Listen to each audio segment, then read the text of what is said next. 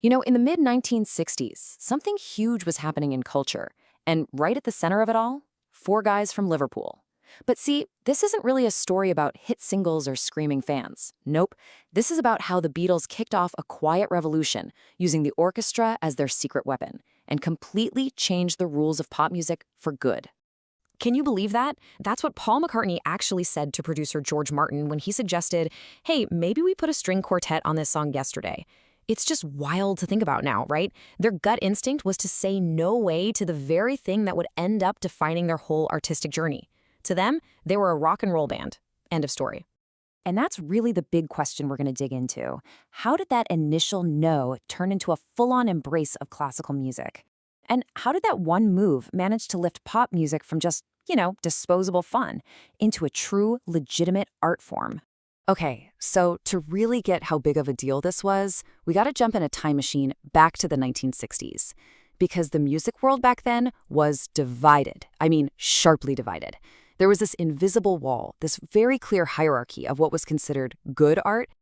So on one side, you had classical music. That was high art, the serious stuff, the permanent stuff, the music for fancy concert halls. And then way over on the other side, you had pop music. And that was seen as low art. It was fun, yeah, it was commercial, but at the end of the day, it was seen as throwaway. It was just entertainment, not something that would last. And this is where Eleanor Rigby crashes the party, because this wasn't just another sad song with some violins in the background. Oh no. Some new research actually frames this as a brilliant strategic move, like a musical Trojan horse, designed to sneak past the gates of that high art fortress. See, this wasn't just about sounding cool or different. The choice to use a string octet and nothing else, no drums, no guitars, that was a statement. By dressing their little pop song up in the tuxedo of classical music, the Beatles were basically saying, hey, our music belongs in the same serious conversation as your music. It was a total power move. And this is where it gets really fascinating. There's this theory from a guy named Kenneth Burke, who said that style isn't just for looks. He called it a form of ingratiation, or even courtship. Basically, you adopt a certain style to get in good with a group you want to be part of. So the Beatles were using the etiquette, the language of classical music, to knock on the door of the high culture club and demand a seat at the table. And they weren't faking it either. George Martin's arrangement was legit. You've got these sharp, stabbing staccato chords that feel like they're straight out of the score for Hitchcock's Psycho. The whole verse structure is weird and unpredictable, and it uses something called the Dorian mode, which gives the song that kind of ancient, haunting folk music vibe. These weren't just fancy tricks. This was the real deal. But here's the thing, Eleanor Rigby was really just the opening shot. The Beatles didn't just borrow one book from the classical library.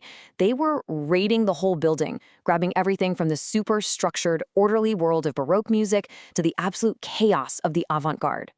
I mean, just look at how fast this all happened. In '65, you have George Martin playing that beautiful Bach-like piano solo on In My Life. Just 2 years later, they're using a piccolo trumpet in Penny Lane because they were inspired by Bach's Brandenburg Concerto, and by '68, Paul is literally adapting a piece by Bach for his acoustic guitar on Blackbird. The speed at which they were soaking this all in is just staggering.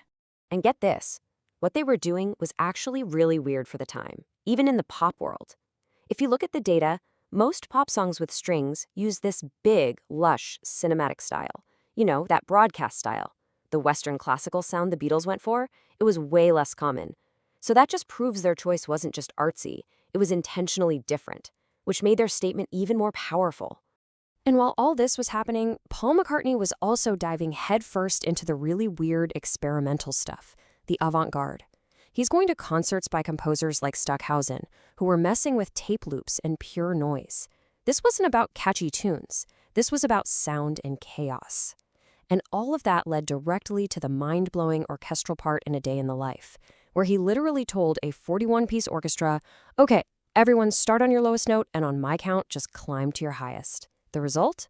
That incredible, terrifying wave of sound. And you gotta love this quote. It just perfectly sums up his whole attitude. McCartney himself joked about it. He knew he was pushing the band and pop music itself into places no one had ever been before. And he was obviously having an absolute blast doing it. So, what was the upshot of all this? What happened after all these experiments? Well, they weren't just making interesting noises in a studio. They were literally redrawing the map of the entire music world. In the end, what they did was shatter that glass ceiling between high art and low art. They proved once and for all that a 3-minute pop song could have all the depth and complexity of a classical piece. And that directly opened the door for entire genres like progressive rock, where bands like Yes and Pink Floyd built their whole careers on that very idea. And the whole story just comes full circle right here. Decades later, the same guy who said no way to a string quartet on Yesterday composed and released his own full-blown 8-movement classical oratorio. The journey was complete. He was officially part of the club he'd been courting all those years ago. So it leaves you with a really cool question to think about. What the Beatles did wasn't just about their own music. It was about giving every single artist who came after them permission. Permission to be ambitious, to break rules, and to create art with a capital A. Seriously, how different would the last 50 years of music sound if they had just decided to stick to rock and roll?